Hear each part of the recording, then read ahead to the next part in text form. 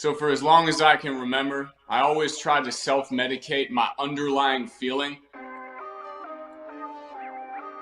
like I wasn't deserving of basic human happiness with external solutions. And it started out real suburban. I grew up with parents who loved me. There was a little bit of family trauma, but who didn't have that? Private schools, whole 9 yards. But that silver spoon turned to a burnt spoon, and it got real quick. And I went from private school and Queen Mary 2 cruise ship trips holding my great-grandfather's Oscar statue to lancing abscesses with blunt needles. God damn.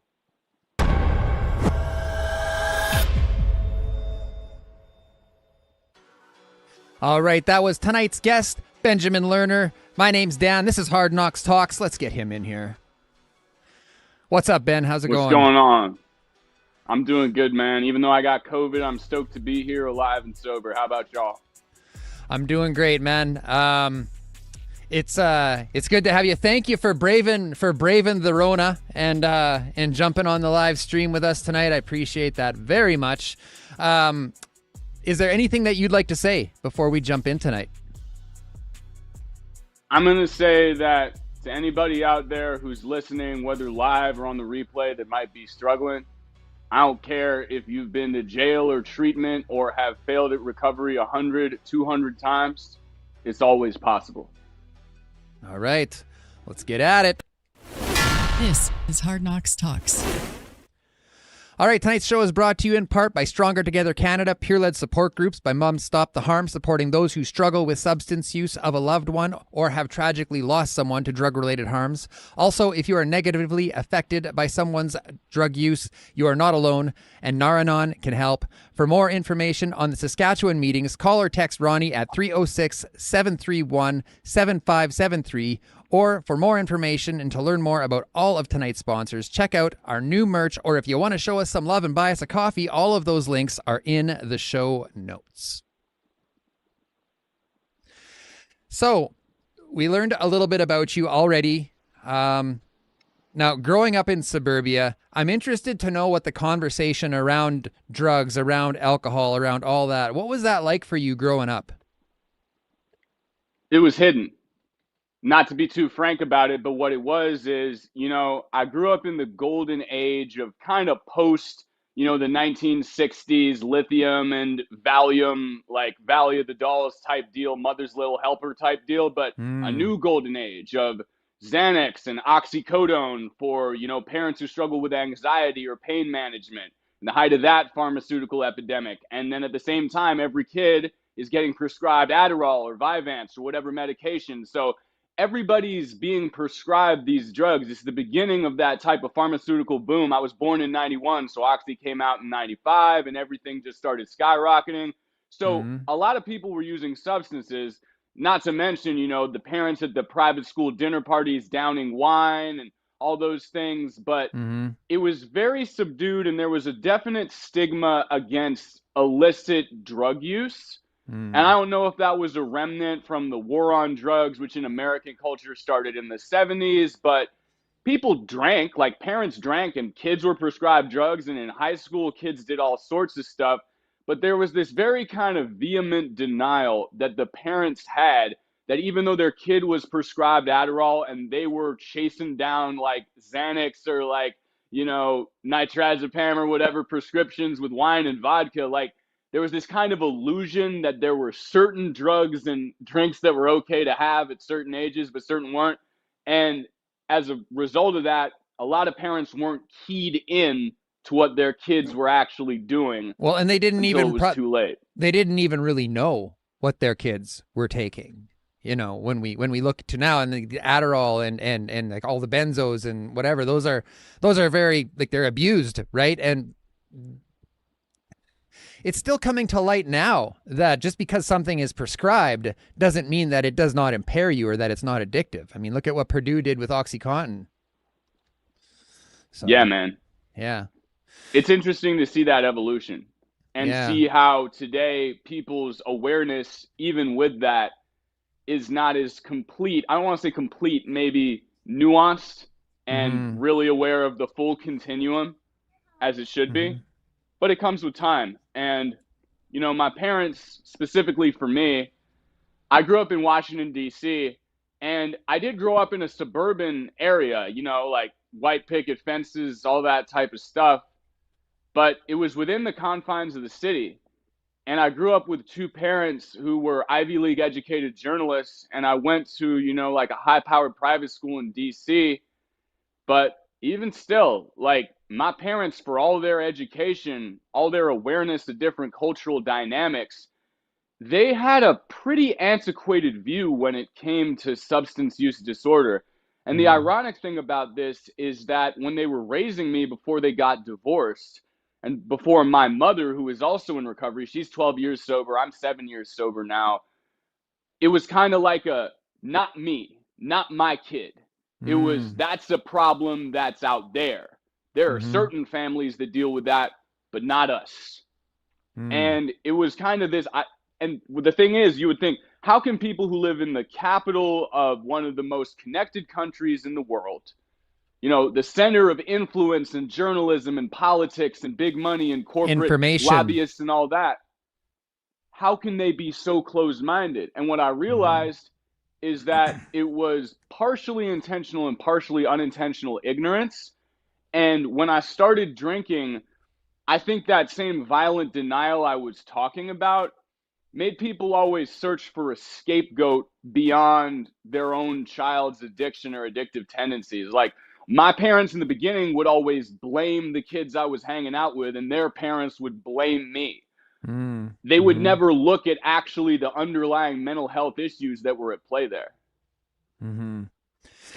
I just got to say real quick that I never made that connection before about the parental blaming of other children. And that was totally, and then like silly me, I'd be like, no, it's me doing this, trying to defend my friends, and they still wouldn't believe me that I was making these choices. So you were defending your friends so that it actually was them?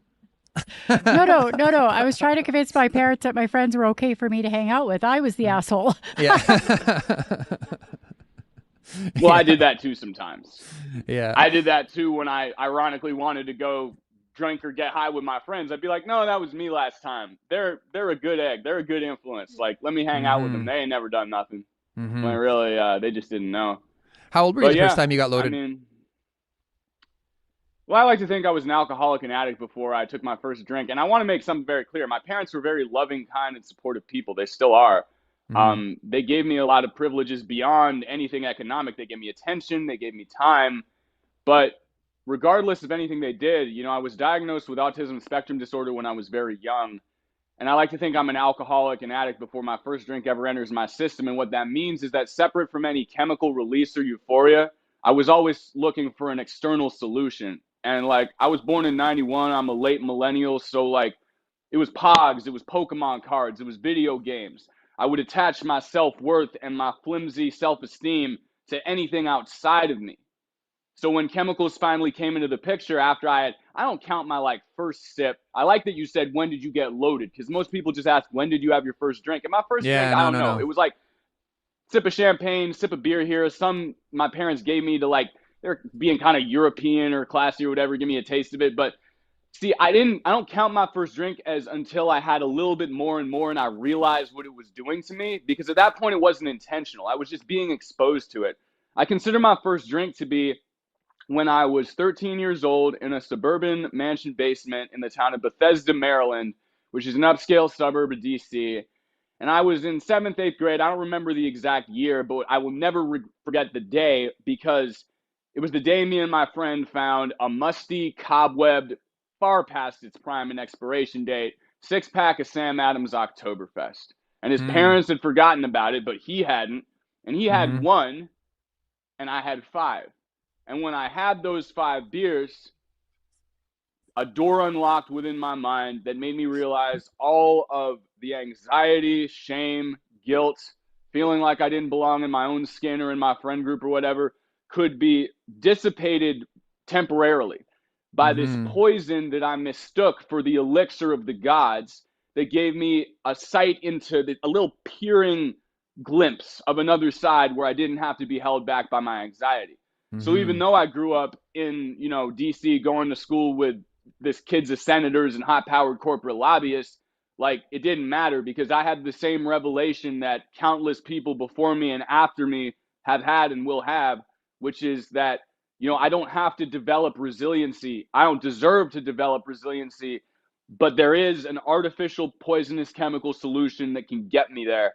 And that solution came at a cost, which is that every single privilege, talent, ability, opportunity that I had fell by the wayside because the drink gradually got more and more important and eclipsed everything else. Well, and that was going to be my next question. Like, were you all in right away? Because I mean, for me, when I look back now and I think about it, after my first drink, I didn't know how I was feeling until the drink took the feeling away. You know what I mean? Like, that felt normal to me. Like, oh, this is what normal feels like. And it was all about Friday night for me, like right after my first drunk. Like, my first drunk was a blackout. Like, I wasn't fucking around. Was it like that for you? Yeah. I mean, what it really was a very strong curiosity. At first, I thought it was almost too good to be true. And I didn't really have access to liquor. Like, my dad had a liquor cabinet, but I didn't even know where it was. He's the type of dude that can take everything or leave it. He's the type of dude that, like, smoked weed during the 70s. Like, he was the type of dude who was at Woodstock. He was born in the 40s, like late 60s, early 70s hippie, that generation, and who became an environmental justice journalist. He stopped smoking pot, but he had like a glass of wine or like a couple Heinekens, but like I didn't even know where his liquor was. So for a while, like, I wanted to drink, but I only drank when I could like sneak over to my friends' houses and drink. And so it became this ceremonialized ritual that I didn't think was accessible. And it wasn't until I went into high school and I heard about these parties where everybody was drinking every week, and they weren't happening in my grade. They were like older kids, like sophomores, really juniors and seniors. And I thought I wanted to hang out with them. But the truth is that I just wanted to drink. And I was also seeking their approval. But I'll never forget the first time I went to a party. And I lied to them and told them that I had traveled for miles to get there. I didn't really know anybody there. It was all older kids. And I was out on this porch in this December DC night. And it's nothing like Canada. I mean, I live in Vermont now. December is something different. Like, it was like 30 degrees, but I'm in this, like, you know, t-shirt, little windbreaker. I'm cold. And this senior dude holds up a thing, which is like it's this like jungle juice punch with like a couple shots of Everclear. And he's like, Skinny, which was my nickname because I wore skinny jeans, and the older kids used to always make fun of me. But he's like, we'll let you. I got Skinny tatted on me. It became my nickname, like my street nickname, whatever that can be for a suburban addict. But like, they're like, Skinny, if you're coming in, you got to drink this. And he hands it to me, and I chug like 3 shots worth of liquor.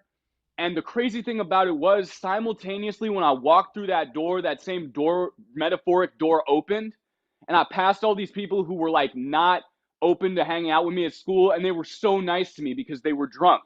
So what I realized is that alcohol was my entry into not only letting go of my inhibitions, but literally walking through the door. And what happened is I started buying alcohol because what I realized is some of the older kids didn't like me. They thought I was weird. But if I had a bottle of liquor, they would let me through. So it wasn't just that liquor was something that allowed me to like transcend my own anxiety. It was something that became a material extension of my worth. The same way that, like, if there was an aging business person who was insecure about their looks, had low self-esteem, but like they had a lot of money, they had a nice house, they had a nice car, and so they made sure to showcase that on their dates. That was like me. I didn't think I was good, but I thought my bag of, you know, cannabis and like, you know, alcohol was the ticket to get me in. And for a while it was, but it got worse and worse as it went on. What did you think the first time you saw, and I don't know what your DOC was, but what was that like the first time it was presented to you? Was there any apprehension, or were you like, just give it here? Well, my DOC didn't get introduced until like, you know, 5 years after I started using. My original DOC was alcohol. And I want to make it clear, like, I support all paths of recovery. There's people who can like get off of dope and crack and like have a drink, or like cannabis is part of their recovery. Psilocybin's part of their recovery. Like, I am chemically abstinent by traditional standards, but I support all paths of recovery. But for me, at least at this point in my recovery, 7 years in, cannabis is not part of it. So I want to make sure that people know I support cannabis recovery. But for me, the next step, people say, oh, weed's a gateway drug. I don't think that. For me, my primary gateway drugs were alcohol and nicotine. And that led me to cannabis. And yeah, it was just like whatever. And then that culture, not so much the cannabis itself, because I was never quite like physically addicted to that. It was more like part of the scene in the culture that led me to MDMA, coke, ketamine. But there were certain lines that I said I wouldn't cross until when I was 20 years old. You know, I had dropped out of college. I got into this great, you know, music school program down at University of Miami by the skin of my teeth. I went to this high-powered private school, and I had like a 3.1 GPA, and this was the type of school where if you had below a 3.9, you were considered a failure. So I was like one of the worst students in my class, but classical piano was one of the passions that I maintained as a discipline. My parents made sure of that, even with my addiction and consequences escalating. But I got into school, then dropped out, and about a year after that, I had a multiple DUI car crash coming back from visiting some friends at a college party in Philly, and I smashed into 3 other cars. And, you know, I did what us addicts do best. I manipulated, and, you know, I did what I had to do. And my family was like, you need to quit drinking. They didn't send me to rehab, but they're like, you need to quit drinking. So what I did is I went back to a different school in California, and I did stop drinking. I didn't stop smoking cannabis. I didn't stop, you know, doing drugs, but I mediated and mitigated by doing what they told me. But what happened was right when I stopped drinking, all 4 of my wisdom teeth came in, and they were impacted heavily. And there was a surgeon that had to get involved, not just like regular extraction. They had to anesthetize me with like propofol or something crazy. And when I woke up, they're like, you can't smoke cannabis. You can't smoke cigarettes. You can't even drink water out of a straw because the suction will take the clots out of there, which will give you dry socket. But here's some pills. And that was the one line I swore I wouldn't cross. I had never done opioids before. Maybe sip a little codeine cough syrup like in a rap studio session or something, but like never done that. I thought I was too good for it. But then when that doctor gave me that pill, when I talk about that door opening early on, like with the liquor, it took me a couple years before I got to the point that I was a physically dependent alcoholic. For opioids, after I had that aha moment, like with my first perk, it was like 3 weeks before I was getting dope sick. So it was very, very quick. But it took me 5 years before I found my DOC, which was opioids, after I started. What was it like the first time you got dope sick? Did you know what was happening? Yes, I did. But I wasn't dope sick often because the sad thing about it, and it's interesting you had someone in the Countdown chat who was part of Soft White Underbelly, and Mark Lyda has incredible interviews with people in Skid Row and also in the Tenderloin. And throughout the course of my addiction, there's always been this juxtaposition. Like, I grew up in DC, and like I was raised in Northwest DC, but like towards the end of my time there before I went to school, like I was spending more time in like Southeast and like, you know, PG County in DC than I was like in my suburban milieu. And not just because I was an overcompensating kid trying to like mask his true feelings with substances and also front like I was this suburban Scarface figure when really I was just stealing my money out of my mom's purse.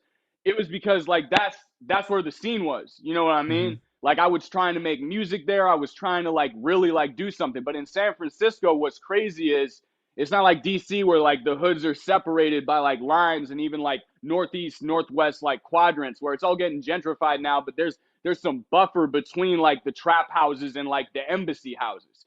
But in San Francisco, the biggest, fanciest tour district where the Twitter building used to be and like where all the tourists go to the Embarcadero to see like views of the bridge and all that is literally 10 blocks away from the Tenderloin, which is like Skid Row, which is like in Vancouver, which is like, you know, LA, Kensington, Philly.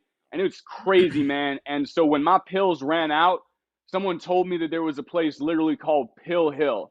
And that's where the suburban side of my addiction ended. Because even though I was scared of going down to this place where like cartel bangers were doing like setting up shop, cheap drugs like black tar, Roxy, Xans, crack, crystal, like I was more scared of being sick.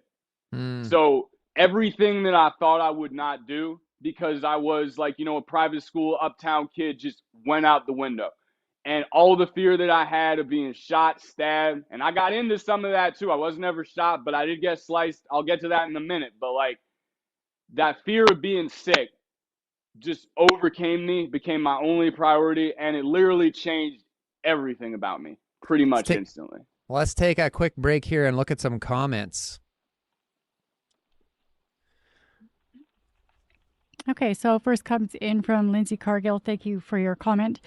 This gets back to the conversation you guys were having about prescription drugs way back when. She feels that they knew what the side effects are and what the meds would do. They don't care. Big pharmas don't care. They knew Adderall would make us addicted later in life. I still believe they knew what it would do. It's hard to disagree with that. It really is, especially when you have, with the Purdue family, like they were exposed. They had completely lied about OxyContin, and it was discovered that they were already working on medication to help with that addiction. So they were going to sew up both sides of the street. Sick. Yeah, Sorry, they just want the rant. money. That's my main thing about it, is that, it would almost be better if it was like a intentionally vile, diabolical thing. But I heard a great quote, which is like, hate and love both stem from passion. And the coldest thing you can be is just indifferent and detached from what people experience.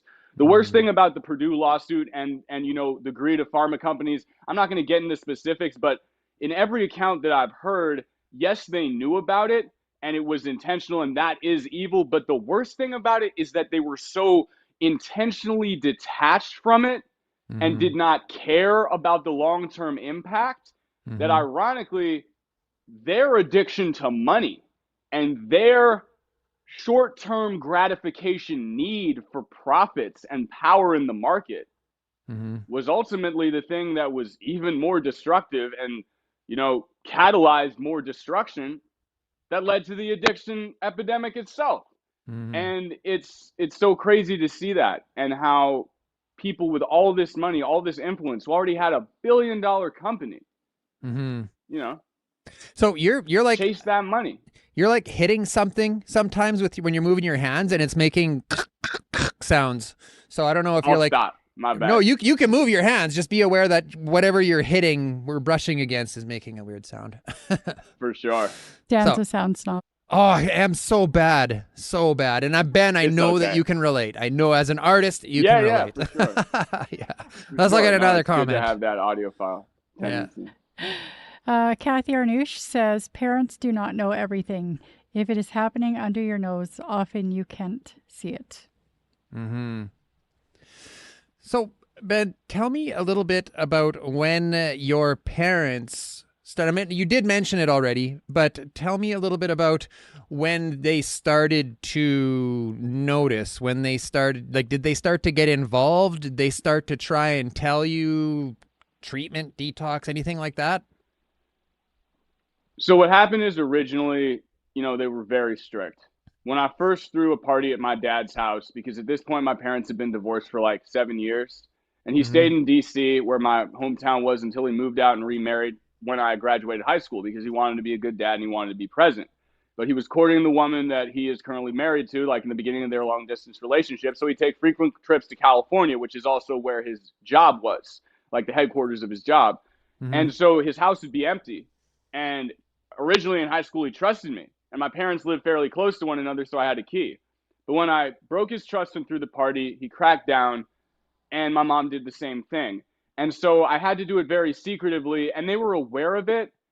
But I think that, my dad, just because he didn't want his house getting trashed, he took a kind of laissez-faire attitude. He realized that my friends were all doing it too. And he actually didn't really have the illusion at that point of anybody not partying like the other parents did. He's just like, go and do your thing. I'm not giving you any money. You got to be back by midnight. But as long as you don't throw up in my house, and like you're good to go to lunch with me on Saturday, and Monday morning you're up at 7 ready to go to school, like every kid's partying, like I'm not going to stop it. And my mom still tried to hold me back from using for a while in high school, but she, God bless her, she's one of the reasons I'm alive and sober today. One of the main reasons, I have to say that before I say this. She was dealing with her own issues with alcohol. So as someone who was taking Xanax and drinking 2 bottles of white wine a night, she realized that she was being a little hypocritical, like not throwing out. If she found a bottle of liquor, then she'd like throw it out, but just holding me back from doing it. So they both, by the end of high school, like kind of let it go. But then when I crashed my car when I was 20, it kind of brought it back, and it became like a bigger issue. And then when I started using opioids, yeah, like it only took a year of me using opioids before my mom intervened. And at that point, the most messed up thing is when I talk about crashing my car with that DUI accident when I was 20 years old in early 2012, my mom had been sober for 7 months. And when I first started using opioids, she was newly sober. And that's the craziest part about it. So my continual downward spiral into the worst stage of my addiction with the opioids, the crack, heroin, fetty, all that, it happened right when her recovery was just beginning. So she had the knowledge, but she couldn't help me. She tried really hard. She sent me to treatment, all kinds of treatment, but I wasn't ready. What was your thoughts when your mom got sober? Did that like dawn on you at all, or was that just sort of off to the side? It wasn't off to the side, but if anything, I saw it as an inconvenience. Because when she was drinking, she was much more lax about what I was doing because she just wasn't aware. She wasn't chemically aware. And then when she got sober, like it was cool because I saw her. She got healthier. She was more present. She was working on a lot of stuff. But it really wasn't anything that I thought related to me because as someone who's cursed with terminal uniqueness, even if someone who I share half of my bloodline with, you know, who raised me, who I know better than arguably anyone else in the world, I thought I was so different from her because the drugs were different, the situation was different, my challenges and my mental health issues were different, that I kind of looked at it like when I went to treatment and we would have like fellowship events or something, like I'd listen to someone's story and I'd relate to it, but I'd focus on what I didn't relate to. I'd be like, yeah, but see, this is different. Like he didn't go through the same things as me. He doesn't have the struggle. So with my mom and anyone else, I saw their recovery and I was like, that's great for them. It's never going to happen for me. I'm too unique. I'm wound too tight. I'm too hopeless of a case. I'm going to keep using. And I stuck to that narrative for many years. It's got worse and worse.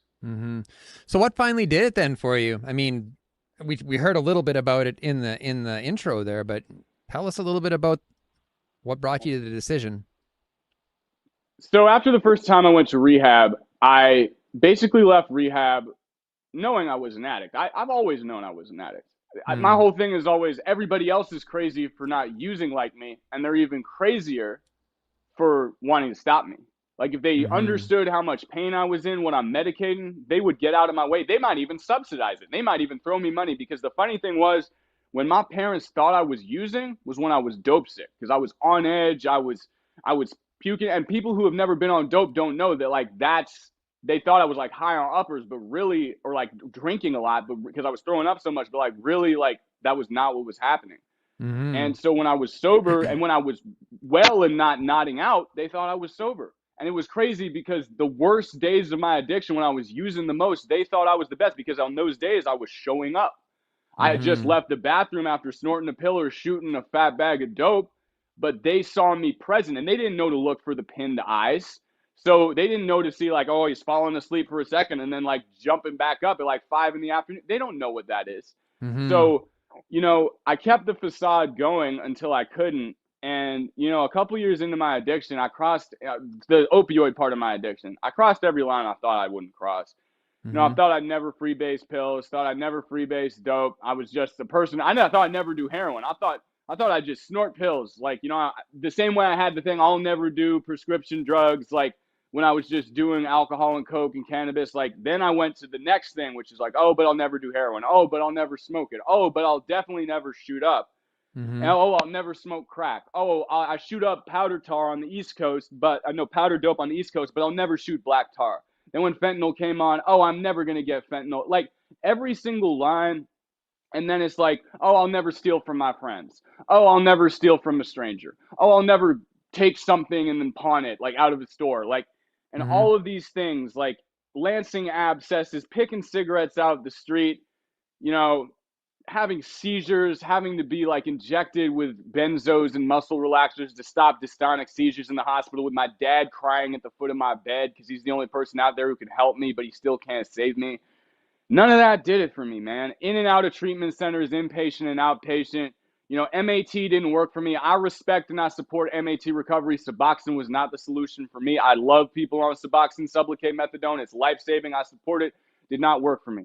It was just a crutch for me, and it helped me not be dope sick and stay out of trouble, but eventually I just went back to my drug of choice. But the moment I knew that I had to change was when I went to this, motel in New York City with my friend who's also sober now several years. And that's a beautiful thing. I haven't talked to him in a while, but last I heard he was several years sober working as a treatment tech. So shout out to Ray if you ever listen to this, man. But we got this hotel room, couple bundles of dope, 8-ball of coke, and I had all the drugs I thought I needed. But I shot up 2 fentanyl-laced bags, and it got me physically high, but it didn't get me emotionally high.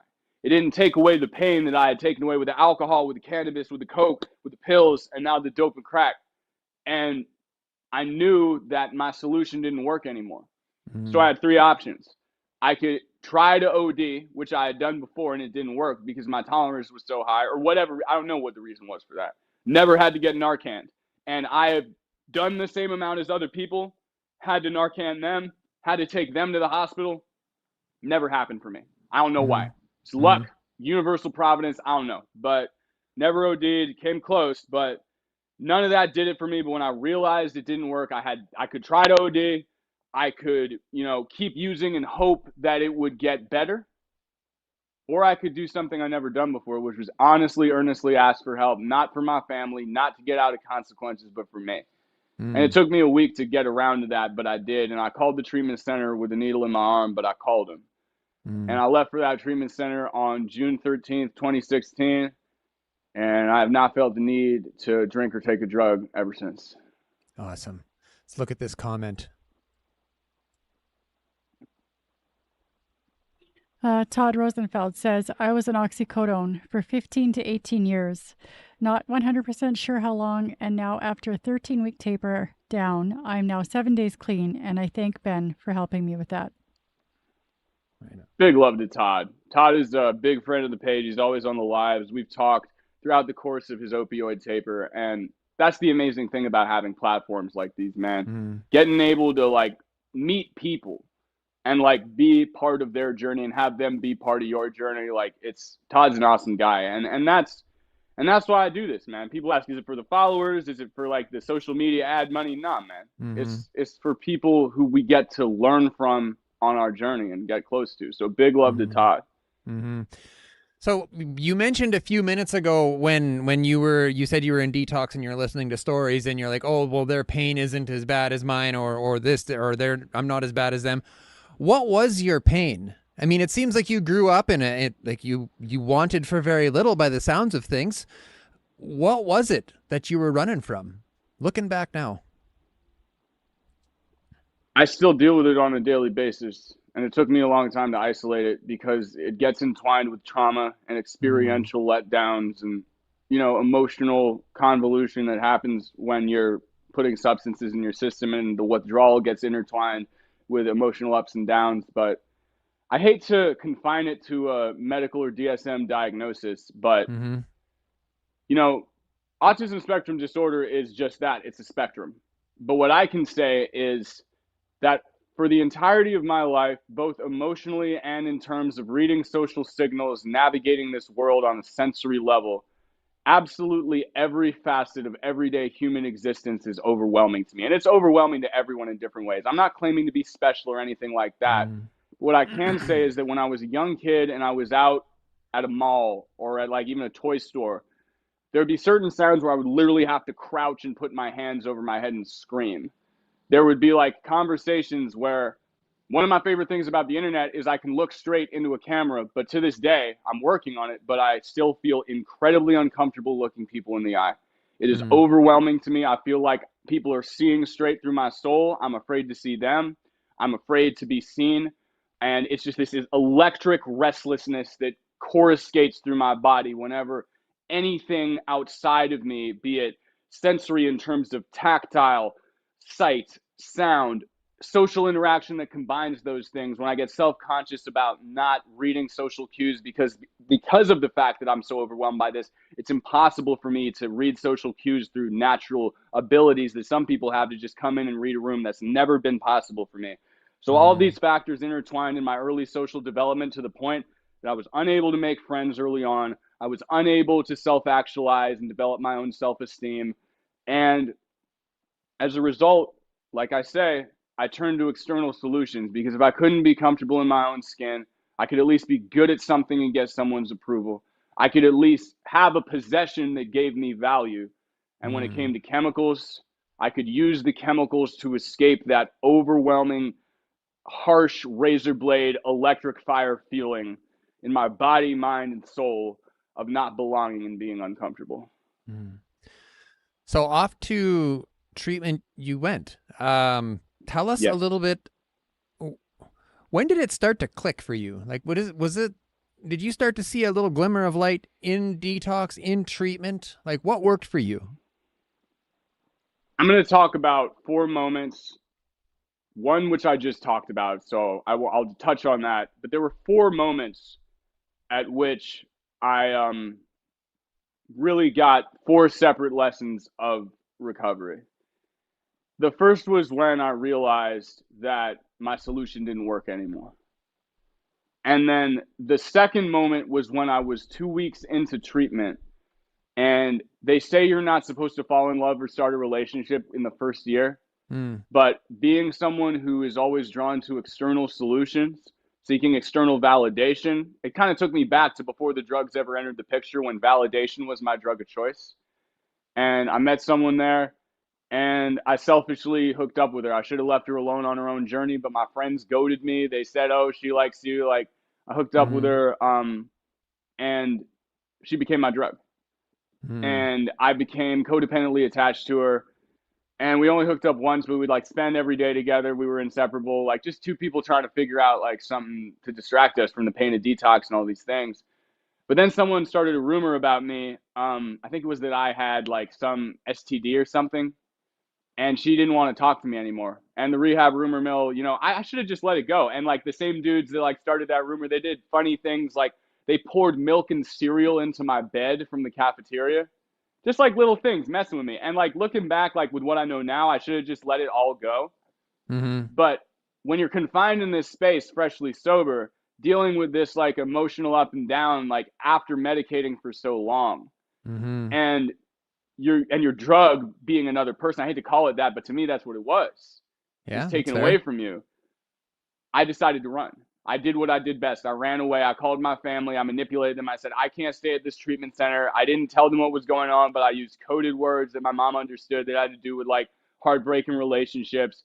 And I convinced her to book another treatment center. But really what I was going to do is I had a couple $100 left on my debit card, and I was going to leave the treatment center, take this cab that she was going to send me Western Union money for, supposedly to go to a train station and go to the other treatment center, and take all that money and go to Kensington, which was only 90 miles away in Philly, and try to end my life. But I sat in the room, and I was telling the treatment counselor who was in charge of my AMA discharge, like against medical advice discharge, oh, I'm going to go to this other treatment center. I'm going to do all these things. And she's just giving me this, like, you know, dazed, half-lit eye look like, yeah, okay. She's heard it all before. I can tell that she's not buying my lie. And then I saw this, it was either a mirror, I don't remember. I think it was a mirror, but it might have just been like a glass reflective surface in like a little cabinet or like a clock or something. But I saw a crystal clear reflection of my face. And, you know, I had gaunt cheekbones. I still have bags under my eyes, but they were like grape purple. And I had a scraggly beard. I had fresh scabs on my face from, you know, stimulant, like opioid scratching. And I just didn't like what I saw. But I knew that in running away from that treatment center, I was running away not just from everything I was running for, but from me. I was running from me. I was running from the scared little kid with Asperger's, autism spectrum, whatever you want to call it, that had no self-esteem. I was running from the kid whose parents got divorced, who got made fun of at school. And not like I'm a victim or anything, but this was just me and like what I was running from. I had a great life in many ways. But my sickness and my underlying neurological imbalance coalesced to make it so that I always had this tendency to escape. But then I realized it was going to be harder for me to keep running away than it would be for me to stay there, regardless of what happened, and run towards the truth. And that meant working a program of recovery and trying my best to channel all of the energy that propelled me away from myself with these drugs and these situations towards turning inward and doing the work. So that was the first big situation that I got an understanding that I had to flip my entire script around and channel the same energy that used to put me towards the dope and crack and just escapism in a larger sense towards doing the work of recovery. And, you know, I was going to talk about a bunch of moments, but if there's a couple more, I don't want to keep going on a rant if you got another question, but that was the first big one. And there's a couple subsequent ones that reaffirm that too. But that was the first moment when I decided to stay. I got sober on June 13th, 2016, but that was like 2 weeks later. I think in some ways, even though I kept my clean date when I didn't use drugs, that's my real sobriety date. Yeah. I would say. So was this like a 12-step program that you were in? Like, were you going to meetings? I don't talk about fellowship specifics just because it pisses people off so much. If you can tell by what I'm saying, man. Yeah, I know. Like, let's be real, man. I don't want the whole you know what it is. I don't want the hold heads. They send me thousands of comments about how I'm violating traditions. Oh, let me put it this way: the fact that I'm saying tradition violation should be every is a tradition violation. Right. Let me just say, I'll say this. This is a good euphemistic way to say it. The rooms saved my life. Yeah. The rooms saved my life, and they continue to save my life. And I got out of treatment, and I worked the program that worked for me, and I met some people through my mom because she works the same recovery angle that I do. And she was brilliant early on to know that even though she was sober, that I needed to connect with a group of guys who were not her, you know, in my recovery house and in that recovery fellowship that could help me. And they did. And, you know, all the facets from that, it was kind of like Harry Potter, the program that shall not be named of I think you might inventory. Let me tell you something, and then do with it what you will. Okay. I don't give a shit about anonymity. I don't give a shit about the 11th tradition. If you want to talk about it on this platform, and like, hey, if you want to save the emails, I think that's already been shot to shit just right now. So, but very, like, I don't know, man. Like, yeah. I mean, it's about hard questions. So I'll say this. Yes, the foundation of my recovery is built around 12-step groups. And, you know, I did all that stuff, and it continues to play a very pivotal role in my recovery. But what I found throughout the course of my recovery is there's a great quote from another pillar of my, you know, multi-pronged recovery tool belt, as another Quinstone quote, the recovery tool belt. I love that, which is must practice. And there's a quote from My Spiritual Understanding, a text, which is, faith without works is dead. And what that means for me is that even though the foundation of my recovery was in these fellowships, that some of the biggest lessons I learned were not just like the words and the work with like people in the fellowship and like steps or whatever. It was going to work and putting them into practice.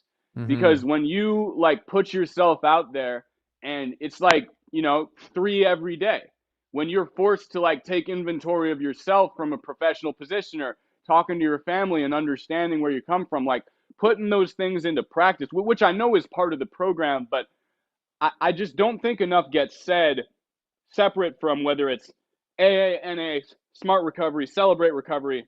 There's a lot of emphasis on working the program and building fellowship, which is a beautiful foundation. But if I hadn't found things separate from that, and like my outpatient treatment and how that solidified that and whatever, and the people I met to put those principles and tools into practice, I would have stagnated. So my program was reinforced by the things that I had to go through, and that was the real test, separate from anything that I did within the halls of the rooms. And when I make bold statements like I don't give a shit about this and I don't give a shit about that, I love the program. Like, let's not I was a staunch program guy for the first 3 years of my recovery. In fact, to a fault, I was the guy that would stand up on the chair and say, you're only clean if you do it this way. And like, I was that guy. And I always take every opportunity I can to apologize for that. If anyone's watching and I was an asshole to you, I apologize sincerely. And I'm glad that you're still here. So Donna's like, even me, like, especially you, babe, especially. Yeah. He was totally like that with me at the beginning. Yeah. See, and Oh, wow. she's not a program person. She's very much not into it. Not even from the very beginning, she wasn't. And I very much tried to force her to be, and it didn't To my work well. defense, though, it's not that I have a particular issue with the program, and I say if it works for you, awesome. But for me, I was very socially awkward. I was shy. There were certain individuals I didn't really want to encounter in the room, so it just wasn't for me. So to have that pressure from you was like pretty intense. But you know, Yeah, and I'm sorry. okay, thank you. Okay. Well, my whole thing we'll make about a reel it, out of that one. y'all need to. Yeah. My main thing about it was, you know, I never called people out, but I always had like in early recovery, because chemical abstinence is a funny term, and I'm going to go here. Because a lot of people in the rooms who are hardline about chemical abstinence, they even make a joke about this. Like, I've seen memes like where people say, "Oh, like coffee is a drug," and they have like the SpongeBob with like the arched back, like weird. Y'all know those like type of memes where like they make fun of it.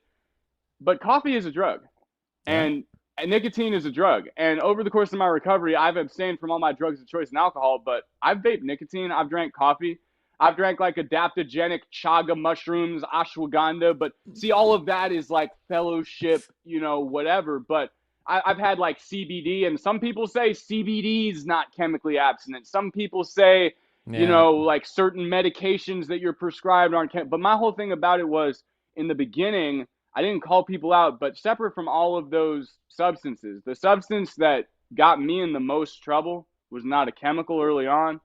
It was inwardly focused self-righteousness.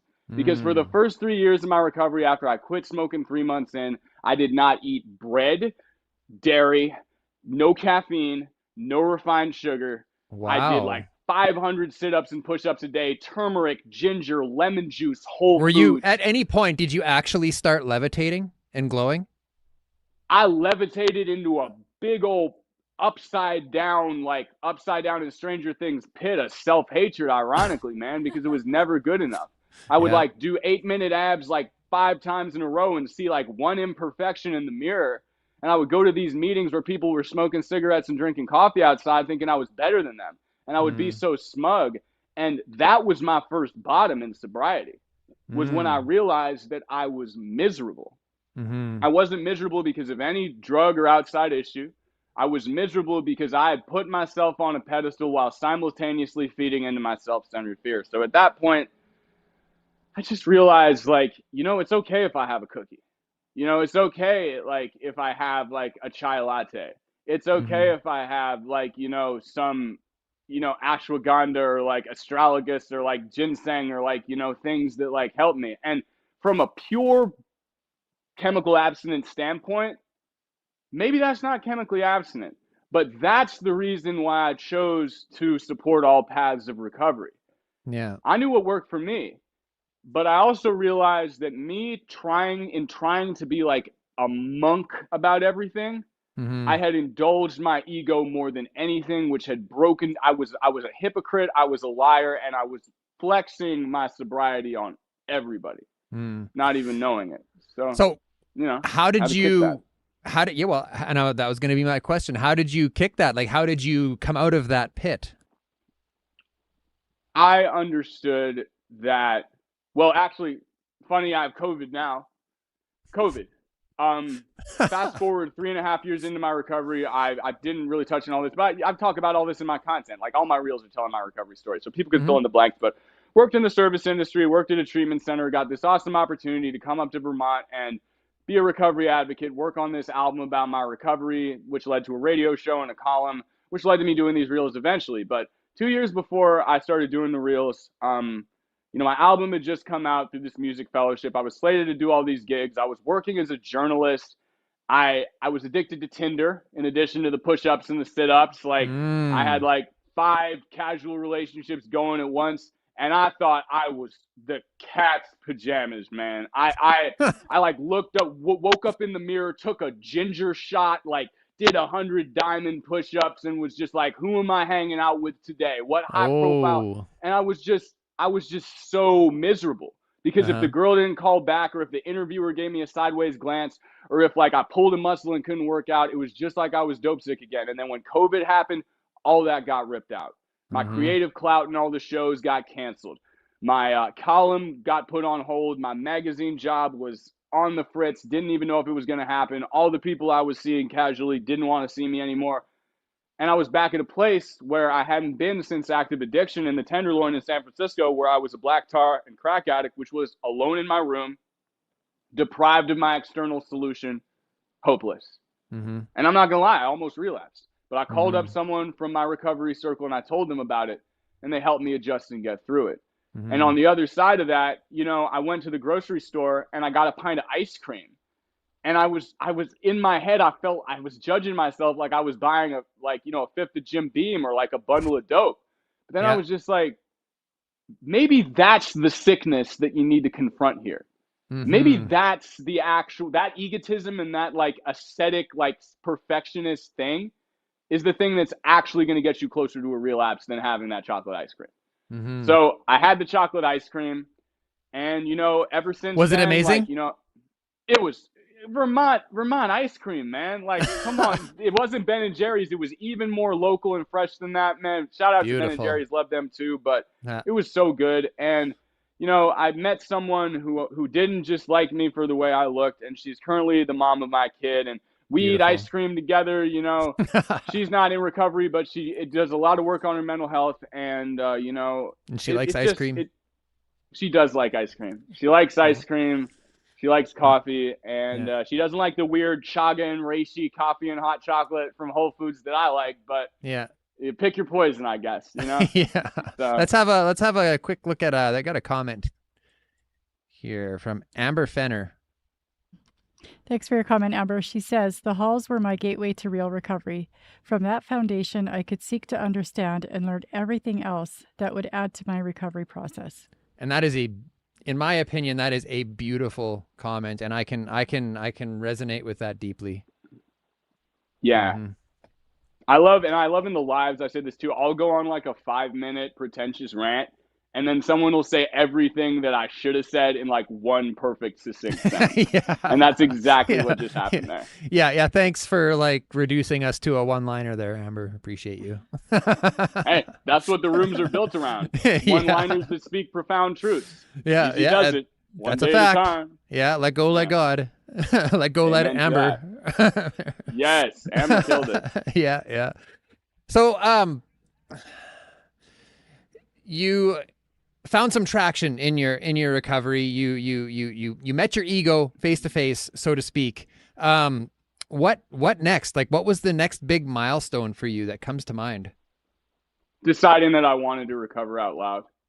And deciding that I didn't want to hold myself back. Was there a time where you were afraid to recover out loud? No, I always posted on my Facebook, but it's kind of like, you know, the dude who plays guitar in his room, and you know, whether they're good or not, like, you know, people might come over and be like, "Oh, you're pretty good at that. Like, you ever think of going down to the open mic, giving it a shot?" And they're like, "No, if it's not the big time, if I don't get straight to Carnegie Hall, I don't want to do it." And that was like me. People were like, "You should share your story. Like, have you ever considered like going to a local treatment center?" Yeah. And I'm like, "No, if it's not a Joe TED Rogan talk, I don't want to do it." Yeah. Right. And so, you know, I started getting more involved in, you know, speaking commitments through the fellowship. And then, you know, I started writing music about recovery. And that gave me the opportunity to come up here and make an album about recovery. And that was the first big step. And then speaking at this big DC think tank, which was a full circle moment, because I grew up with a lot of people who were members of it. Like, his parents were like on the board of this like big medical pharmaceutical / NGO like consortium thing that I went to for this big opioid summit with my boss, who was the producer of the album. Then I met some cool people doing that, made some connections locally, started writing a column about recovery called Clean, which is kind of like my reels. It tells a serialized chronological story of my recovery, and it actually serves as the anchoring foundation of my reels. But that was 2 years before the reels started. Then I did, you know, like a weekly radio show, Clean Jams, on this alt station here called EQX. It's every Thursday still. But the one line I wasn't going to cross was online. And I had like social media pages. Like, my social media page for Benjamin Lerner was set up when I started working with these people at the studio in 2019. But they had control over it because they were running like the music and all that stuff. But like I was saying in the intro, like, you know, the countdown, my girlfriend is Gen Z. She's 23, I'm 31. And that's a sizable gap, even though it's only 8 years, because one thing, like, I use social media differently. She was 6 years old when Facebook first became not just for college kids who were in the network. She was 6 and I was like 16. So she was watching these reels, and I had seen reels before, but like, I was just like, that's cool. Like, I would occasionally click on one. She's like, you should make these. Like, you should make these about your recovery. And I was like, oh, I don't know. Like, that's kind of a Gen Z thing to do. Like, and then I just on a lark, I typed in recovery into like Instagram, Facebook. I started a TikTok, and I saw Quinn. I saw Rachel Elizabeth. I saw Jimmy McGill. I saw Danny Shannon. I saw you guys. I saw Sober Motivation. Sober is cool. And I was like, what? There are people all ages, all demographics, all creeds, like all countries doing this. I am late to the party. So I was like, okay, I'm buying a high-res phone and I'm doing it. And that was November of last year.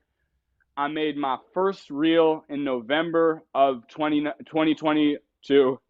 And the first reel that went viral, and shouts out to Rachel Elizabeth for this. She reposted it, and at the time I was just doing TikTok, and she reposted it on Facebook, and I saw that not even for something I had posted, I saw like the amazing plethora of creators, and TikTok's amazing too, but like Facebook has become home for me specifically because the people that I've met on there who are active on there, you got a beautiful platform. Quinn, Jimmy, so many awesome people. It was just like I hate to say it, it's completely different. It's not fellowship specific, but like, it was just like the people I met in the rooms early on. Y'all guided me in this journey. And I didn't meet you till later on, but like, I was watching your content, like seeing, oh, like they're doing this. And I wasn't directly copying it, but you know, I'd be like, wow, that's a really cool way to do it. Maybe I'll incorporate like that angle, like do this. And just like seeing people in recovery in the rooms or any other way, like, wow, it's attraction rather than promotion, even though take what you need and leave the rest. Right. And there I it found is. a community on here that was just as vibrant as in the rooms. And the one thing that I decided to do from the beginning that has guided my social media journey as I've grown from, and I'm just still a drop in the bucket. There's recovery creators who have millions of followers, but cross-platform, it's like now 135, 140K. You know, November, it was like 2K cross-platform. So it's solid growth. But the only thing that I've, you know, seen and wanted to do this whole time is when I was early in recovery in 2016, reels weren't a thing. You know, organically shared Facebook content, you had to follow a page before it got shown to you unless it was a sponsored ad. And there are no sponsored ads about recovery. So I was in the dark. And when my you know, people from my recovery circle and my family members who were sober didn't pick up the phone, all I had were my old plugs numbers, my old friends' numbers. And I wish that there would have been like a reel pop up in my feed, beating that terminal uniqueness, being like, you're not alone in this. And so my only thing I want to do with my content, my music, anything, is be that face, or one of them, one of the many faces in this recovery movement. That if someone's struggling in early recovery or active addiction, they can swipe to one of my videos and know that they're not alone. And that's the beautiful thing about all this, man. Your podcast does this. Everybody in this space is connecting people regardless of their fellowship to the truth of recovery. And I never thought it'd be possible to see any of this ever happen. Where can people find your music? Where can people find your content? Tell us all the places where we should come searching for you. Facebook is the biggest platform.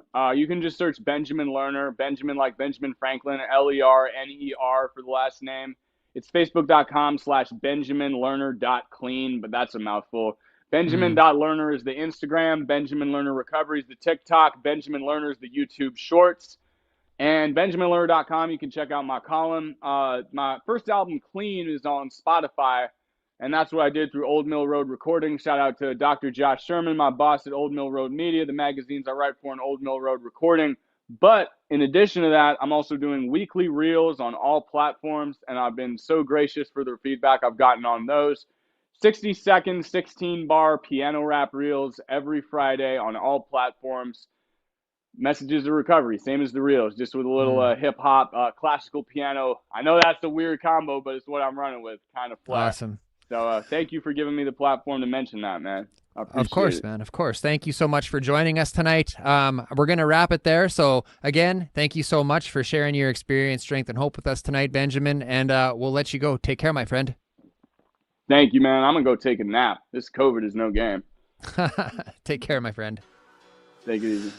All right. If you got something out of tonight's show, please hit that subscribe button at the bottom of the page. Please give us a like. If you want to make sure you don't miss a thing, there's that little bell button on the side there. Hit that bell. You'll get a notification every time we go live, every Friday morning, every Sunday evening. That's it for now. Take care, everyone.